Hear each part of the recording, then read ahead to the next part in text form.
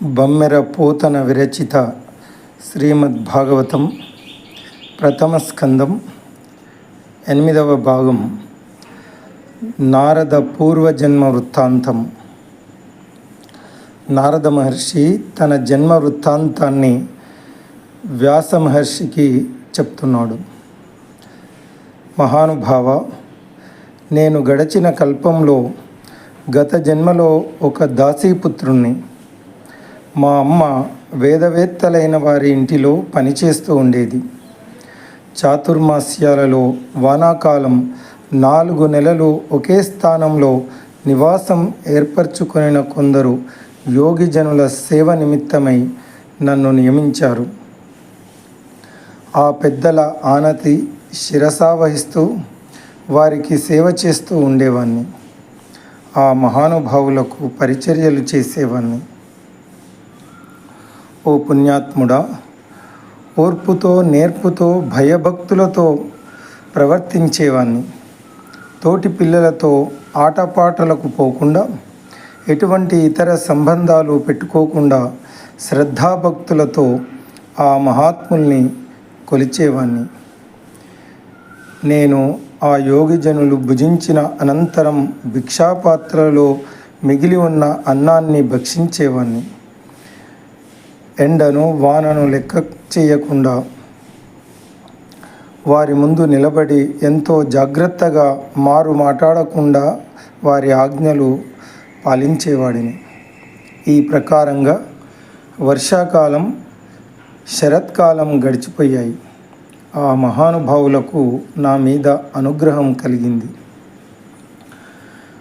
వారల్ కృష్ణ చరిత్రముల్ చదువగా వర్ణింపగా పాడగా నారావంబు సుధారస ప్రతిమమై అశ్రాంతమున్ వీనులంతోరంబై పరిపూర్ణమై మది సంతోషించి నేనంతటన్ ప్రారంభించితి విష్ణు సేవకితర ప్రారంభ దూరుండనై. వారల్ కృష్ణ చరిత్రముల్ చదువగా వర్ణింపగా పాడగా నారావంబు సుధారస ప్రతిమమై అశ్రాంతమై వీనులంతోరంబై పరిపూర్ణమై మది సంతోషించి నేనంతటన్ ప్రారంభించితి విష్ణు సేవకితర ప్రారంభ దూరుండని. ప్రాజ్ఞులైన బ్రహ్మజ్ఞులు శ్రీకృష్ణుని కథలు చదువుతూ, హరిలీలలు వర్ణిస్తూ, హరినామ సంకీర్తనం చేస్తూ ఉండేవారు. అనుక్షణం ఆ పుణ్యాత్ముల నోటి నుండి వెడలి వచ్చే ఆ పలుకులు అమృత రస ప్రవాహాలై నా వీణుల విందు చేసేవి. నా హృదయం ఆనందంతో నిండిపోయేది. క్రమక్రమంగా నేను ఇతర విషయాలన్నింటికీ స్వస్తి చెప్పి భగవంతుడైన హరిని ఆరాధించడం ఆరంభించాను. అప్పుడు నాకు హరిసేవలో అమితమైన ఆసక్తి ఏర్పడింది. నా యందు స్థూల సూక్ష్మం అయిన ఈ శరీరం కేవలం మాయాకల్పితమని తెలుసుకున్నాను. మహానుభావులైన యోగేంద్రుల అనుగ్రహం వల్ల రజస్తమో గుణాలను రూపుమాపే అచంచల భక్తి నాకు సంప్రాప్తించింది. చాతుర్మాస్య వ్రతం అనంతరం ఆ మహాత్ములు మరొక ప్రదేశానికి వెళ్ళడానికి ఉద్యుక్తులైనారు. అపచారంబులు లేక నిత్య పరిచర్యా భక్తియుక్తుండనై చపలత్వంబును మాని నే కొలువగా సంప్రీతులై వారు నిష్కపటత్వంబున దీనవత్సలతతో కారుణ్య సంయుక్తులై ఉపదేశించిరి నాకు ఈశ్వర రహస్యోదార విజ్ఞానము. అపచారంబులు లేక నిత్య పరిచర్యా భక్తియుక్తుండనై చపలత్వంబును మాని నే కొలువగా సంప్రీతులై వారు నిష్కపటత్వంబున దీనవత్సలతతో కారుణ్య సంయుక్తులై ఉపదేశించిరి నాకు ఈశ్వర రహస్యోదార విజ్ఞానము. ఈ విధంగా ఎట్టి ఒడుదులుకుడు లేకుండా, చాంచల్యం లేకుండా ముప్పూటల భక్తితో ఆరాధించినందుకు ఆ సాధు పుంగవులు సంప్రీతులైనారు. ఎంతో సంతోష కారుణ్య వాత్సల్యాలతో అతి రహస్యము అమోఘము అయిన ఈశ్వర విజ్ఞానాన్ని ఆ మహాత్ములు నాకు ఉపదేశించారు. దేవాది దేవుడైన వాసుదేవుని మాయా ప్రభావాన్ని నేను కూడా ఆ మహనీయుల మహోపదేశం వల్ల తెలుసుకున్నాను. తాపత్రయాన్ని రూపుమాపే పరమౌషధం ఈశ్వరార్పణం చేసిన కర్మయే. లోకంలో ఏ పదార్థం వల్ల రోగం ఉద్భవించిందో ఆ పదార్థం ఆ రోగాన్ని పోగొట్టలేదు. మరో పదార్థం చేత చికిత్స జరిగితేనే కానీ ఆ రోగం శాంతించదు. ఈ ప్రకారంగా కర్మలు భవబంధ కారణాలే అయినప్పటికీ ఈశ్వరార్పణం చేయడం మూలాన తమ అస్తిత్వాన్ని కోల్పోతాయి. పరమేశ్వరుని ఉద్దేశించి చేసే కార్యం విశిష్టమైన జ్ఞానాన్ని ప్రసాదిస్తుంది. అందువల్ల ఈశ్వరుడు సంతోషించి అచంచల భక్తిని అనుగ్రహిస్తాడు.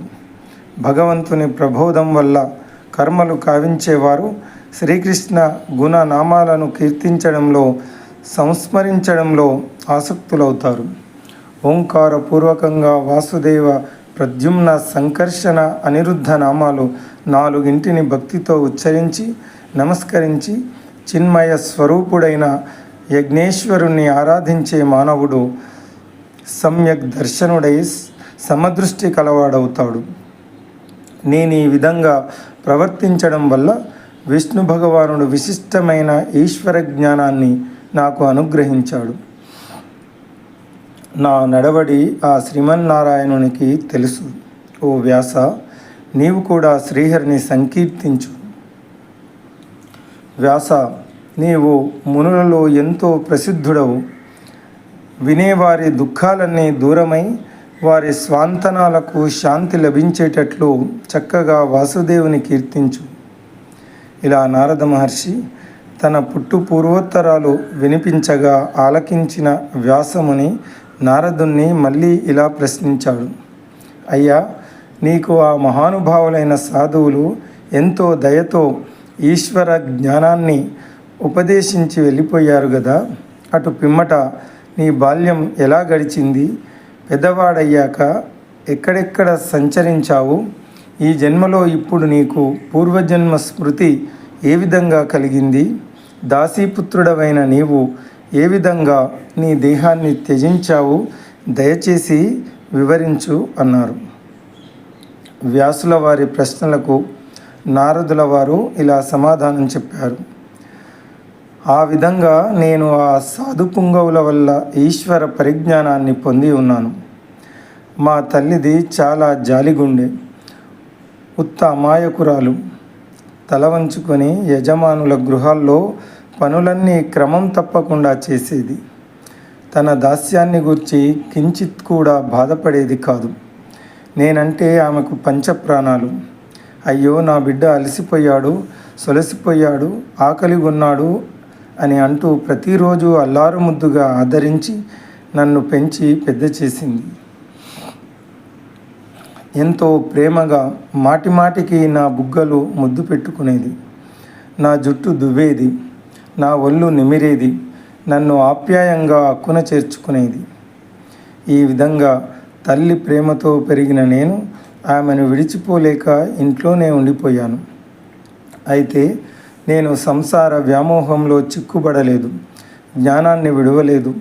5 ఏళ్ళు వచ్చేదాకా అలా మౌనిగా ఉన్నాను. వ్యాస మహర్షి, ఒకనాడు ఏమి జరిగిందంటే, మా అమ్మ రాత్రివేళ కటిక చీకటిలో ఆవు పాలు పిండడం కోసం ఇల్లు వదిలి బయటికి వెళ్ళింది. త్రోవలో ఆమె ఒక పామును తొక్కింది. ఆ సర్పం ఆమె పాదాన్ని కరిచింది. నీలాయత భోగ పనా వ్యాలానల విష మహోగ్రవగ్ని జ్వాలామాల వినిపాతితయై వ్రాలెన్ నను కన్న తల్లి వసుమతి మీదన్. అత్యంత భయంకరమైన ఆ త్రాచుపాము కోరలలోని విషాగ్ని జ్వాలల వల్ల అమ్మ నేల మీద పడిపోయింది. అలా మా అమ్మ కింద పడి విలవిల తన్నుకొని వివశురాలై ప్రాణాలు వదిలింది. అప్పుడు నేను ఆ విషాద దృశ్యాన్ని చూసి ఏమాత్రం కలవరపడకుండా, నా చిత్తం శోకాన్ని పొందకుండా నిబ్బరించుకొని నిలబడ్డాను. మంచిది, బంధం తెగిపోయింది అనుకున్నాను. ఇక నాకు హరిచరణ స్మరణమే అవశ్య కర్తవ్యమని నిర్ణయించుకున్నాను. అలా అనుకున్న నేను ఉత్తర దిక్కుగా బయలుదేరి పల్లెలు, పట్టణాలు, నగరాలు, జనపదాలు, గ్రామాలు, పేటలు, అడవులు, సరస్సులు దాటుతూ ముందుకు సాగాను. సాలావృక కపి భల్లుక కోలేబ లులాయ శల్యం ఘూక శరభ శార్దూల శశ గవయ ఖడ్గ వ్యాల జగరాది భయద వన మధ్యమునన్ తోడేళ్ళు, కోతులు, ఎలుగుబంట్లు, అడవి వరాహాలు, ఏనుగులు, దున్నపోతులు, ఏదుపందులు, గుడ్లగూబలు, శరభమృగాలు, శార్దూలాలు, కుందేళ్ళు, మనుబోతులు, ఖడ్గమృగాలు, క్రూర సర్పాలు, కొండ చిలువలు, ఇలాంటి క్రూర మృగాలతో నిండిన భయంకర అరణ్యాల గుండా మళ్ళీ ప్రయాణం కొనసాగించాను అని నారద మహర్షి వ్యాసుల వారికి తన పూర్వజన్మ వృత్తాంతాన్ని తెలియజేస్తూ ఉన్నారు. తర్వాత నారద మహర్షికి భగవద్ దర్శనం ఎలా జరిగిందో వివరిస్తారు. ఓం తత్సత్.